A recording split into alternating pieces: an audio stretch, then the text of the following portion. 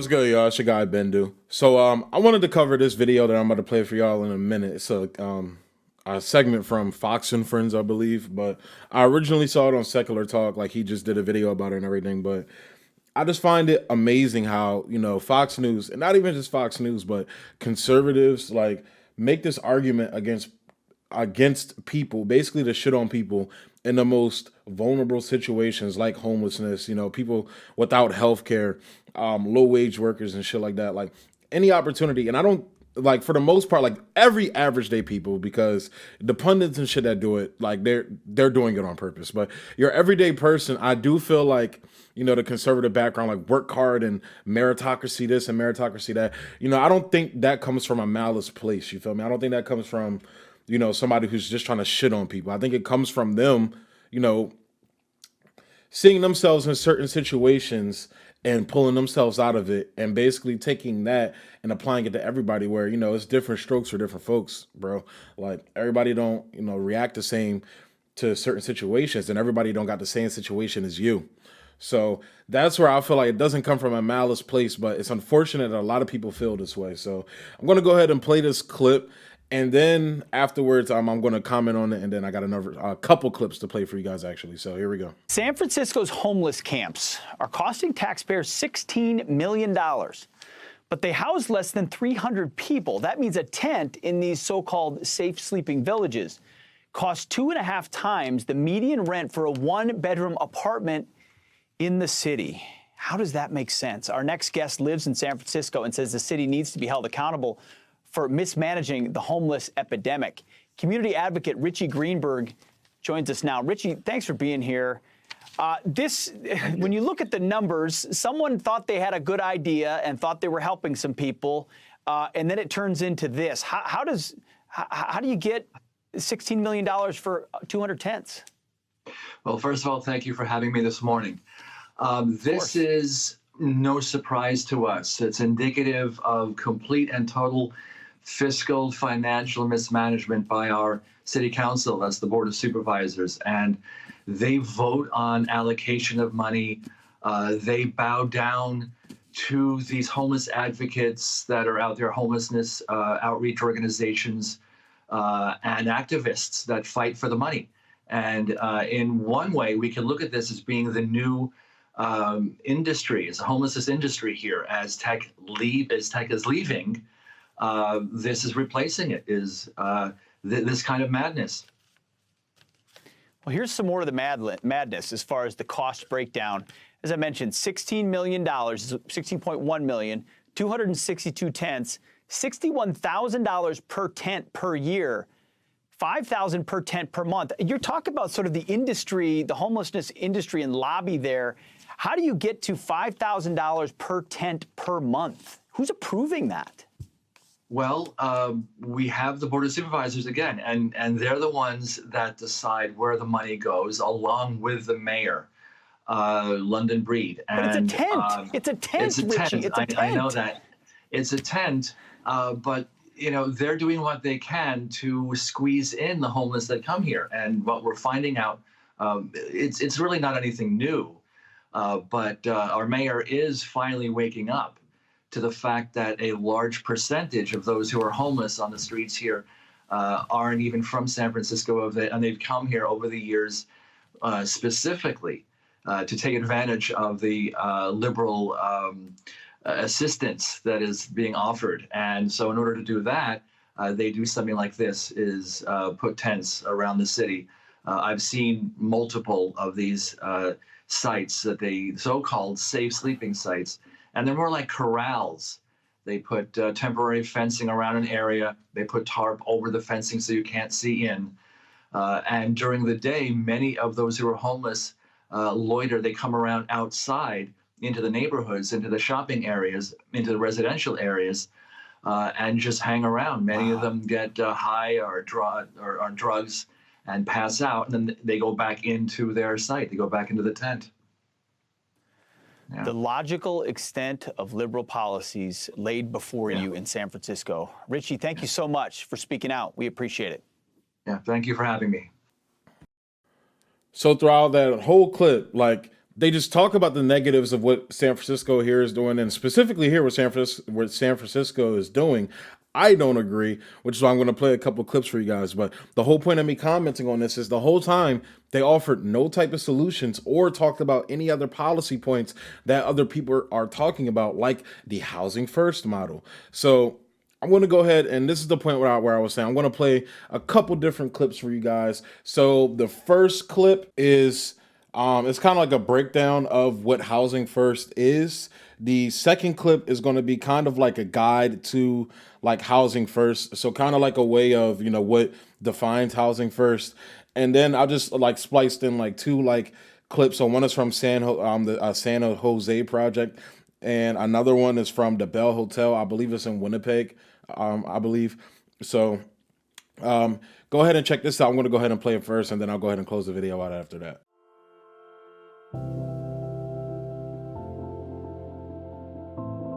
Housing First is a recent innovation from the homeless sector. It uses housing as a starting point rather than an end point out of homelessness. In other words, it uses housing as an instrument of reintegration rather than a result of a long reintegration process. It enables homeless people with challenging support needs because of their mental health or addiction problems to stay in their own homes. Housing First is probably the most important innovation in homeless service design that there's been in the last 30 years. Developed in North America by Sam Decembris, based on earlier service models working with people with mental health problems. We've seen it spread across Europe. And despite all these differences in context, what Housing First enables us to do is to really get to a point where we can, for most people with complex need, solve their homelessness. There is a worry that Housing First means moving people, very vulnerable people, into housing and leaving them to cope on their own. Some people think that homeless people with high support needs cannot be housed, and some others think that Housing First is very expensive. And these are some of the misconceptions that are addressed in the guide. Whatever program calls itself Housing First must have access, immediate access, meaning, within a few weeks, to real housing, not the shelter, not something shared, not transitional, a place of their own, permanent, furnished. The person can have a sense of ownership about, and they pay some percentage of the money they have, if they have money, towards the rent, usually 30% or something like that. But it's real housing, usually integrated into the community, if that's what the person wants. If the person wants something else, then it's the housing that the person wants, not that the program prescribes. The other part of the program is the support services, and the support services need to be at a level of intensity that is prepared to meet the needs of the person. So if you're housing people with severe mental illness or health problems or addiction problems or all kinds of other problems, you should have on your team the ability either to provide those directly, like in an ACT team, or to broker for them in local community or clinics or other kind of community-based services. You're the broker of services. Housing First services successfully house approximately 8 out of every 10 homeless people with high support needs. Although the positive effects were not uniform, projects have reported stabilization and reduction in drugs and alcohol use, improvements in mental health, improvements in physical health, and social integration can happen in different areas. Housing First has also the potential to reduce costs for other services.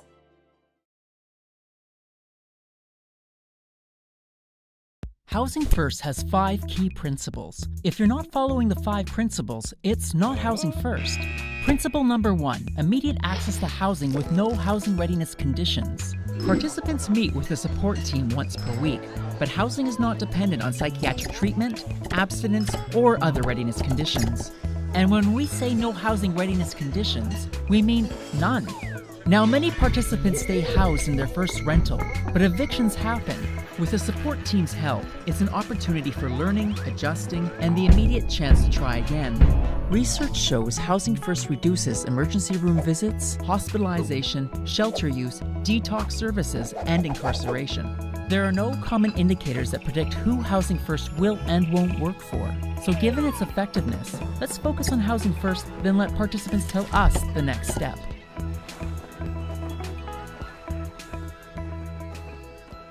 Principle number 2, consumer choice and self-determination.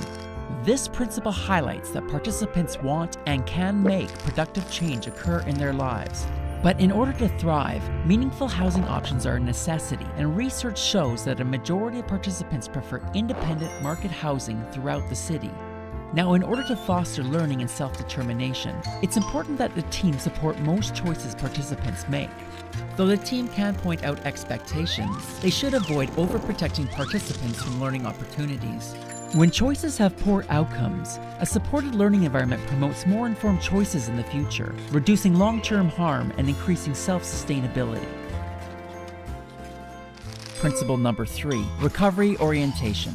People are more likely to do well and achieve personal goals when they have an opportunity to find their own recovery.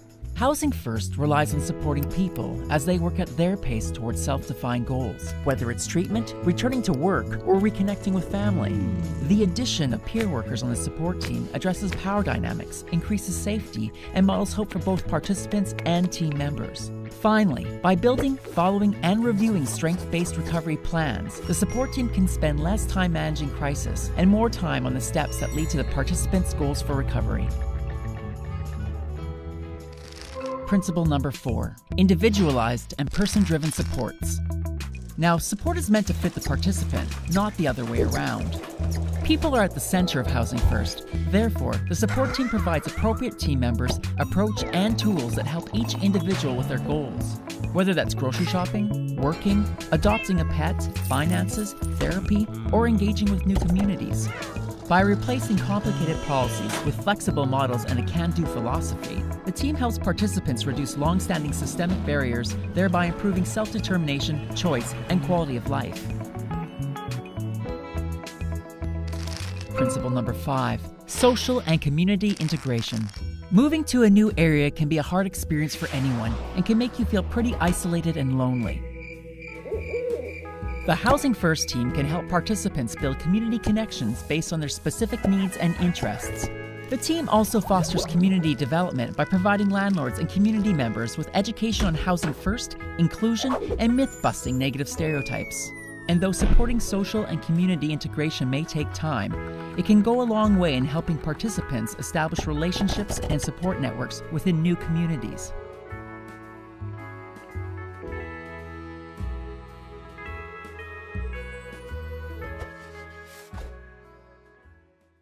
A possible turning point in Santa Clara County's homeless crisis. San Jose has just opened up its first community of tiny homes. KPIX 5's Len Ramirez on the effort to provide a transition before people can find more permanent housing. Len? That's right, Veronica. You may remember that there was fierce opposition to this idea when it was first proposed in several neighborhoods in San Jose. This center actually landed here in the Berryessa neighborhood and has been up and running now for a couple of weeks, surprising some of the neighbors around here. People driving down Mayberry Road in San Jose might not even notice that they are passing the city's newest homeless camp. It's hidden behind a tall fence with only the tip tops of some tiny homes visible from the street. I would not know that there was a homeless shelter here. Jay Rayleigh lives down the street and walks the neighborhood almost daily. He knew a camp was coming to the area, but I did not know that there are people living in there now. Of course, what is more noticeable are the many unhoused people still living nearby and just across the street in the creek, part of Santa Clara County's 6,000 homeless. The goal is to get people in the community and then transition into permanent homes. This site will provide 40 individuals a respectful and dignified respite. San Jose calls it its first bridge housing community and the result of a partnership between the city, the state, local businesses, and volunteers who built the homes. Governor Gavin Newsom and Mayor Sam Liccardo toured the community and met its first neighbors. Before you were here, where were you? I was I was camped out for about 10 years. 10 years? Yeah, it's cool. I love it here, and I made dinner for everybody here. There are 40 tiny but solid wooden homes with a bed, a desk, some storage, electricity, and air conditioning. There are community restrooms and showers, a communal kitchen, a food pantry, and 24/7 security. We need immediate solutions that we can build quickly and cost effectively, and that is where this bridge housing plan came into being. The community is across the street from the flea market and next to a corporation yard and an RV storage place. Efren also lives in the neighborhood and says it's what the city needs more of. It looks nice. I think it's a great thing. They're doing a good thing for the community. Now, this is the first but not the last bridge housing community in San Jose. Another site has not broken ground yet. That will be at the interchange of Highway 280, 680, and 101. It's Caltrans property. That should be online here in the next several months. Reporting live in San Jose, Len Ramirez, KPIX5. As I was growing up, I got involved with the wrong kids. They were using drugs, they were using alcohol, and so I started just to fit in and be part of the crowd. I started drinking, and then I started getting into marijuana use, and then it got progressed and it got into stronger drugs, which eventually led to homelessness, the drug use, and I ended up spending almost like 4 years being homeless. I went through different treatment programs because the drug use was just getting worse and worse while I was homeless because I had nothing to even live for. I was becoming suicidal, I was very depressed, and I realized that I had to get into some sort of treatment program and that I had to get cleaned up. My belief is that folks have a right to housing regardless of where they're at this particular moment in their lives. So you want to have options so that people can, if they're currently using, they have a place where they can live while they work through that process with some supports. You could go into any apartment complex anywhere in the city and live in a suite and smoke crack all day long if you choose to. Eventually that's likely going to lead to issues and your eviction, which was his experience as well, right? The idea is not just to enable people to come here and use forever and ever. The idea is to give people a stable base, a safe place to be, so that they may continue to do what they do, what they've developed as coping strategies. But we're here to sort of engage them and teach them and give them other options and talk about how they could maybe take some steps forward. So everyone who lives at the Bell has been referred out of a shelter. Worst case scenario is living in a riverbank, on a riverbank in a bus shack, that kind of thing, not even coming to a shelter system. So everybody here is someone who has, when they were found, was not paying rent anywhere. They had no place to go. You know, just having these four walls, and like you say, it's not a huge space, but for them it is a huge space. Having a private washroom where they're, you know, feeling entirely safe in their own environment is huge. I've seen people cry over just having a washroom. Once I found out I was accepted, I was crying because I was so happy. So it's like now I feel security, and now I can worry about thinking about going back to school. I can focus my life. Ever since I've been in here, I've gotten my life back together. I've gotten a doctor. I never had a doctor before. I caught up with all my dental work. I wasn't seeing a dentist ever before. Unfortunately, there's only 42 suites, and there's 200 or 300 people at a time homeless around this area. I remember a lot of the places when I walk around this area, and I just think that I was sleeping and I used to have to live here. Like sometimes I go for lunch at Salome Mission, and I remember that I used to just hang around there all day and I never had a place to go. 2 years from now, I'm probably will still be here, but I'm pretty sure that I'll be working and I'll have a good job.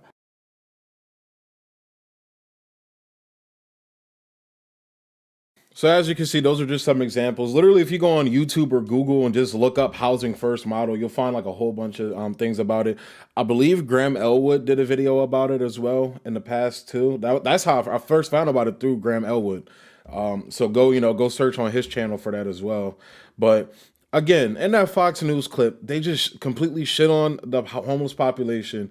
And more so as a way to, because I would like to assume that those two guys, the anchor and the guest on the anchor show, they don't hate homeless people, but they were using it kind of as like a stepladder to like, oh, these dumb liberal policies don't work, this and that, blah blah blah. When it's like, when you hear, there's a difference between hearing like blue MAGA people, the Blue Anon cult group, talk about these programs, and somebody like me or somebody like Jimmy Dore or Graham Elwood, just X person, that's outside of the establishment and the progressive movement as well. So like TYT as well, when it comes to like that mainstream media, like the way they talk about it in a way that's like kind of aggressive and attacking, people, more conservative minded people.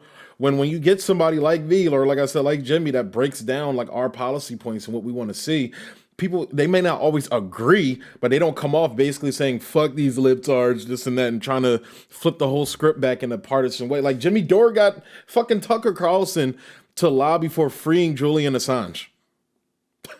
Like, but but that does not excuse this clip though. This clip was pure partisan bullshit. This is pure gaslighting, honestly, in my personal opinion, gaslighting, and trying to make it up to be this housing industrial complex thing, blah blah blah. It's like, bro, we literally give almost $1 trillion to the military industrial complex, and you fuckers never bat an eye. The only person that even brings it up, kind of, is Tucker Carlson. The only person. Everybody else sits there and slobs the fucking meat of the military industrial complex. We're talking about something that's going to help homeless people, that's going to help citizens, going to help the military veterans you claim to care about so much during Kaepernick kneeling and shit. Like, there's a large percentage of the homeless population that are former veterans. So it's like, they always shit on things that are for the people and raise up things that are for the owner class, not even business owners, small business owners, but the rich oligarch owner class. And it's just fucking ridiculous, man. So, again, just Google housing first and you'll see different examples. I even had my state, Delaware, even did a form of housing first where during the winter, because it was cold as hell this winter, they bought up a hotel, I believe, in Newcastle somewhere and started housing people in there. So like everybody's realized, like we have a homeless person and a homelessness problem in America. And we're not addressing it. I don't know how the European countries and the Scandinavian countries, like what their numbers are compared to ours, but they're actually coming up with comprehensive solutions to solve those problems, where we're just sitting here arguing about just nonsense. So I'm going to go ahead and close the video out there, guys. For watching on Odyssey, hit that fire emoji and the like button. If you're on YouTube, hit that like button, comment. Again, guys, I'm going to say emphasis on the comments now, because I'm going to be pulling comments and I'm going to make videos about comments that I find interesting, whether it's a question, whatever it is. So definitely comment. Share the channel, guys. Share the channel, whether it's Odyssey or YouTube. And if you are on Odyssey, if you can, if you could donate some library tokens to the show, to help support the show, that would be greatly appreciated. I appreciate all of you who have been tipping the channel so far on Odyssey. So I really appreciate it, guys. I appreciate all the love. Like I said, I'm going to be back next Saturday. I'm doing a live stream. Look out for that. And yeah, I guess that's going to be all for today. Peace.